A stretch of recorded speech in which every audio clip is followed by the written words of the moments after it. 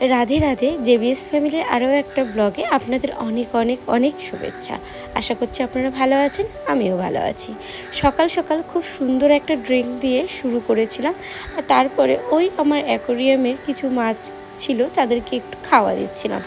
ওরা কিন্তু খাবার পেলে বেশ কি সুন্দর পাখনাটা মেলে।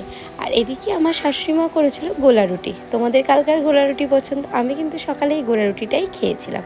আর তারপরে ছেলের জন্য বানিয়েছিলাম একটু ওই দুধ রুটি, আর ওর সাথে কথা বলছিলাম, ওকে একটু খাবার খাওয়াচ্ছি।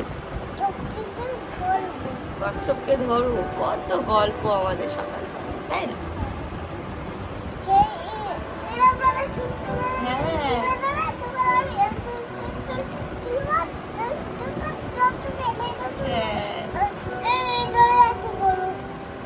আচ্ছা চলো চলো, খেয়ে নাও খেয়ে নাও, চলো। হ্যাঁ ঠিক আছে। ওকে খাওয়ানোর পর পড়াশুনো করাচ্ছিলাম। তারপরে বেশ কিছুক্ষণ পরে দেখলাম ঝুমঝুমিয়ে বৃষ্টি এসছে। কি অসম্ভব জোরে বৃষ্টিটা এসছে দেখুন। চারিদিকটা তো এমনিতেই জলে জলাকার হয়ে গিয়েছে, আর আমাদের পুকুরটাও কিন্তু একদম কানায় কানায় ভর্তি হয়ে গেছে।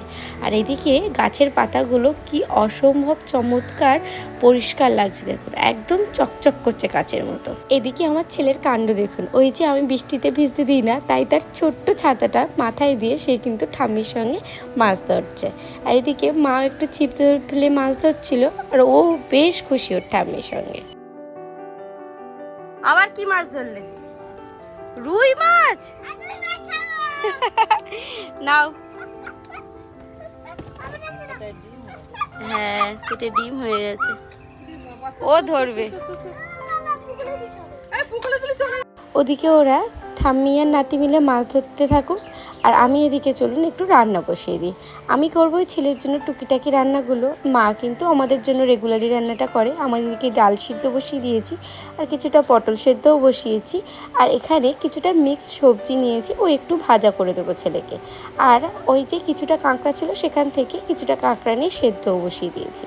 প্রতিদিনের মতো ছেলের জন্য এখানে ওই পাতলা করে একটু ডাল বানাচ্ছিলাম। আর এদিকে দেখুন, এখন তো বর্ষার সময়, ছেলেকে প্রতিদিন স্কুলে নিয়ে যেতে হবে, তাই ওর জন্য নিয়েছিলাম এই সুন্দর একটা রেইনকোট। কেমন লাগছে বলুন তো। আর ওই যে ওর জন্য যে মিক্স ভেজগুলো কিছু সবজিগুলো কেটেছিলাম, সেইগুলোকে ভাবলাম আজকে আর তেলে আমি ভাজবো না, ভাজবো একটু বাটারে। তাই ওই একটু বাটারেই ভাজবো। বাটারে ভাজা খেতে কিন্তু মন্দ লাগে না।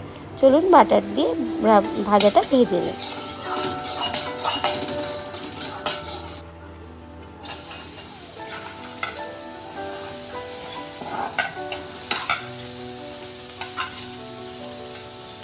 ওদিকে যে পটলগুলো সিদ্ধ বসিয়েছিলাম একদম জল শুকিয়ে গেছে। আজকে কিন্তু এই পটলগুলো দিয়ে একটু পটল ভর্তা করব।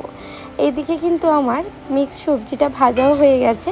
অল্প করে ভেজেছিলাম, ছেলেকে প্রতিদিন একটু নানান রকম সবজি টেস্ট করতে দিতে আমারও ভালো লাগে, ওরও খুব ভালো লাগে। এদিকে দেখো একদম কিন্তু বাটার দিয়ে ফ্রাই করা হয়ে গিয়েছে সবজি। আর আমি করছিলাম এই ছোট্ট ছোট্ট কাঁকড়াগুলো ও হালকা সবজি মশলা দিয়ে একদম একটু ঝোল ঝোল মতো, যাতে ওটা একটু টেস্ট বোঝে। তাই জন্য এদিকে একটু কাঁকড়ার ঝোল বানিয়ে নিচ্ছিলাম। আমি তো আপনাদেরকে বললামই, ওই যে পটলগুলো সিদ্ধ করেছিলাম, মানে একদম জল শুকিয়ে সিদ্ধ করে নিয়েছি, সেই পটলগুলোকে একটু ভর্তা বানাবো। আর ভর্তা করতে গেলে তো পটলগুলোকে একটু শিলে বেটে, নাহলে একটু মিক্সিতে বেটে নিতে হবে। তাই ওই মিক্সিতে একটু ওই ঘুরিয়ে নিয়েছি, একদম সুন্দর একটা পেস্ট রেডি হয়ে গিয়েছে। আর পটল ভর্তা করতে কিন্তু একটু বেশ কিছুটা কাঁচা লঙ্কা, পেঁয়াজ, রসুন আর কিন্তু কালো জিরে লাগে। ভর্তাতে কালো জিরে দিলে খুব ভালো লাগে। আর ভর্তা যখন করা হয় তখন ওই একটু বেশি করে সর্ষের তেলের মধ্যে সমস্ত মশলাটা একটুই ভেজে নিতে হয়। তোমরা কে কীরকম করে ভর্তা বানাও আমাকে কিন্তু অবশ্যই কমেন্টে জানিও। এখানে আমার রসুন, কাঁচা লঙ্কা, পেঁয়াজ সমস্তটা একটু ভাজতে দিয়েছিলাম।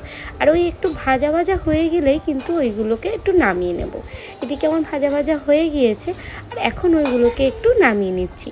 লঙ্কা কিন্তু আগাগোড়াই একটু ভেজে নিয়ে কোনো একটা তরকারিতে বেটে দিলে মানে অসম্ভব ভালো লাগে। এখানে ভাজা হয়ে গিয়েছে, আর ওই যে পটলটা আগে থেকে বেটে রেখেছিলাম সেটাকেই দিয়ে দিয়েছি আপাতত করার মধ্যে, ওটা ততক্ষণ শুকনো হতে থাক। আর এদিকে যে ভাজা মশলাটা ভেজেছিলাম ওটা মিক্সিতে দিয়ে পেস্ট বানিয়ে নেবো। আর এদিকে যে পটলটা আমি পেস্ট করেছিলাম ওটাতে একটু লবণ আর হলুদ দিয়ে একটু ভালো করে মিশিয়ে নিচ্ছি। আর একটু ঢাকা দিয়ে রেখেছিলাম কারণ ওই জলটা একটু তাড়াতাড়ি শুকিয়ে গেলে বেশ তাড়াতাড়ি রান্নাটাও হয়ে যাবে। আর ওই যে আগে থেকে ওই যে রসুন, পেঁয়াজ, লঙ্কা, কালো জিরাটা ভেজে রাখলাম, ওটারই একটা সুন্দর পেস্ট বানিয়ে নিয়েছিলাম, সেটাই এখন এই ভর্তাটার মধ্যে দিয়ে দিচ্ছি। আর এই ভর্তাটা কিন্তু তৈরি হতে বেশ অনেকটা সময় লাগবে। এদিকে আমার শাশুড়ি মা রান্না করেছিল এই মাছের ঝাল আর চচ্চড়ি, আর আমি করেছিলাম এখানে এই লোভনীয় ভর্তাটা। পটল ভর্তাটা কেমন হয়েছে দেখুন তো, একদম জিভে জল আনার মতো না। আর এইদিকে ওই যে মিক্স ভাজাটা তোমাদেরকে দেখিয়েছিলাম সেটা করেছিলাম, আর পাতলা করে কাঁকড়ার তরকারি আর ডাল। আজকের পুরোপুরি রান্নাটা কিন্তু এটাই ছিল। আর এদিকে ছেলেকে এই খেতে বসিয়েছিলাম ডাল আর সবজি দিয়ে। বাবুর কিন্তু এই বিট আর গাজর ভাজা অসম্ভব পছন্দ, ও তো ভীষণ খুশি হয়ে গেছিলো, বলছিল আমার এটা প্রতিদিন তুমি করে দেবে। আর কি হবে, চলুন ওকে এবার খাইয়ে নিই। ছেলেকে খাইয়ে নিজেও খেয়ে দিয়ে নিয়েছি, বাড়ির সকলেরও খাওয়া হয়ে গেছে। এবার তো নিজেকে একটু ভালোবাসতে হবে, যত্ন করতে হবে, নাহলে অপরকে কী করে ভালোবাসবো বলুন। আমার হাতে যেটা দেখতে পাচ্ছেন এটা কিন্তু কোনো দইয়ের বাটি নয়, এটা হচ্ছে আমার হোম রেমেডি, একদম ফেস প্যাকের বাটি। আমি এটা একদম একবার করে রাখি, একদম ফ্রিজে রেখে দিই, ফ্রিজ থেকে বার করে টুক করে একটু মুখে লাগিয়ে নেওয়ার ব্যাপার। কারণ মাঝে মাঝে তো আর ইচ্ছা করে না বানিয়ে আবার লাগাই মুখে, তাই ওই একেবারে বানিয়েই কিন্তু ফ্রিজের মধ্যে রাখি।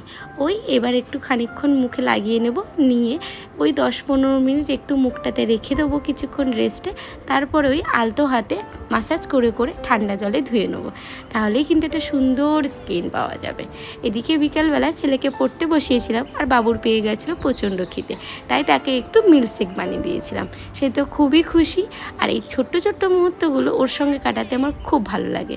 সারাদিনই চেষ্টা করি ওর সঙ্গে নানান রকম দুষ্টুমি করার, আর সেই সব মুহূর্তগুলো তোমাদের সঙ্গে ক্যামেরাবন্দি করে শেয়ার করি। আজকে সারাদিনের ব্লগটা কেমন লাগলো অবশ্যই কিন্তু জানাতে ভুলো না। আর ভালো লাগলে লাইক, কমেন্ট, শেয়ার, সাবস্ক্রাইব দিয়ে পাশে থেকো। সবাই সুস্থ থেকো, ভালো থেকো, টাটা।